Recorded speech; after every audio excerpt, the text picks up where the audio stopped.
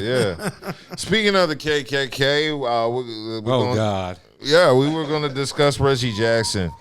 Reggie Jackson this week was in Alabama. He was in Birmingham, Alabama. They were at the Rick Wood Fields in Birmingham, Alabama to celebrate the Negro Leagues. Mm-hmm. And they had Reggie Jackson out there. They were trying to bring the Negro Leagues to the forefront, and this happened Thursday. So they brought Reggie Jackson on the Fox Sports pregame show, and they had Alex Rodriguez. And they asked Reggie Jackson how it felt returning to Birmingham, where he played in the minor leagues. And over the next 3 minutes, Jackson just went in and called out racism when he was a black ball player in Alabama. Coming back here is not easy.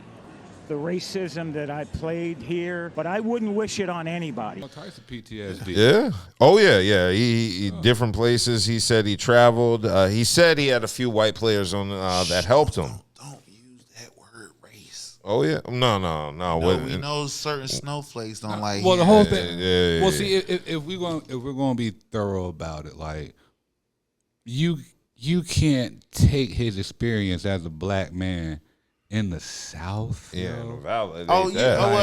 No, I'm just saying in general. Like, I'm just saying for like people who are listening, like and I didn't even hear it, but I already know. I can like, imagine what he said. One is going to be the tone in his voice. Yeah. It's going to be the look on his face as far as how he's bringing up those past instances. And now he able to bring it up like freely. You know what I mean? Like without, like he doesn't care what anybody thinks about what his experience was during that time, and how they always try to say, "Oh, it wasn't racist," or "We're not. We don't know things 40, about 50 that." years ago, and all that. It wasn't even that far back. Right, exactly. It was. No, he's going to have like some real, probably some choked up moments too. Yeah, I can imagine. It's going to be some real choked up. No, he was basically saying I would walk into restaurants and they would point at me and say, "This nigger can't eat here." I would go to a hotel and they would say, "This nigger can't stay here." He went to the Kansas City Athletics owner, Charlie Finley's country club, for a welcome home dinner, and they pointed me out with the N-word. He can't come in here. And he said the owner, Charlie Finley, would march the whole team out until they would let him eat there. And so he was just saying how a lot of white people had to kind of stick up for him when he played baseball in Birmingham, just because day-to-day shit we do, like going to hotels, traveling, and eating. He couldn't do it because he was black and he had to deal with segregation. And the crazy part about it is he was light-skinned black. Yeah.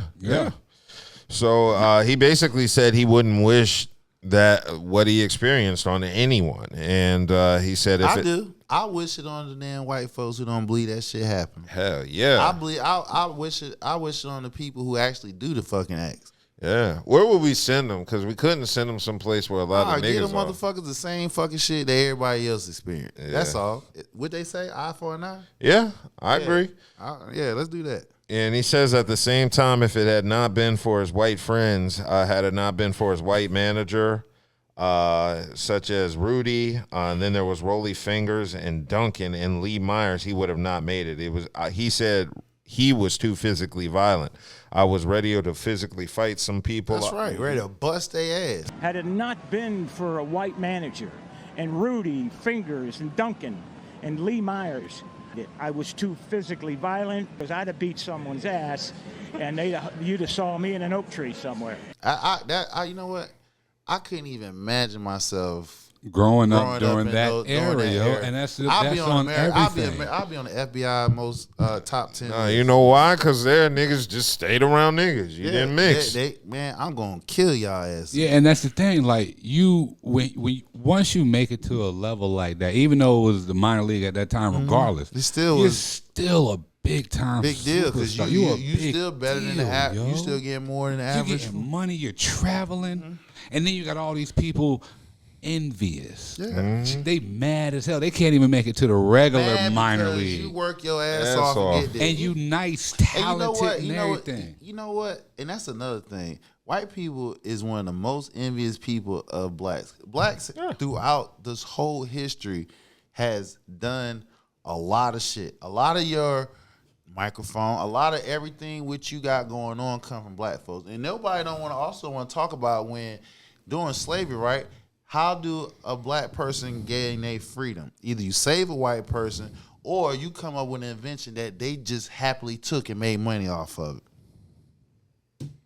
I'm going to leave that there. Yeah, definitely.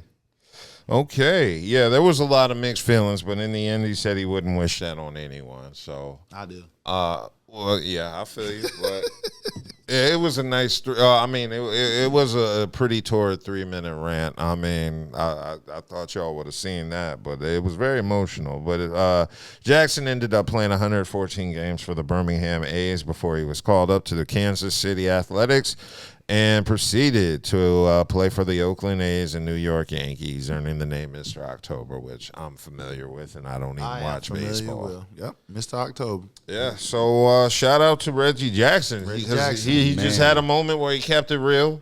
And you know the best part I like is at the end he shouted out all the white people that helped him out. Yeah, so shout out to all the white folks that actually stood up. Because all white people ain't racist. Yeah, you know that. Well, you got to point that out. All the ones. Shout out to all the white folks who actually. But there's some who don't use their platform or their whiteness to put shit in check. Yeah, because sometimes you got to do that. Get bullied too. They'll distance themselves when they get the bullied shit gets thick. So for the ones who stick up and know right from right and wrong from wrong, I tip my cap to you. For all the ones that's a denier, man, I'm just gonna leave that right there.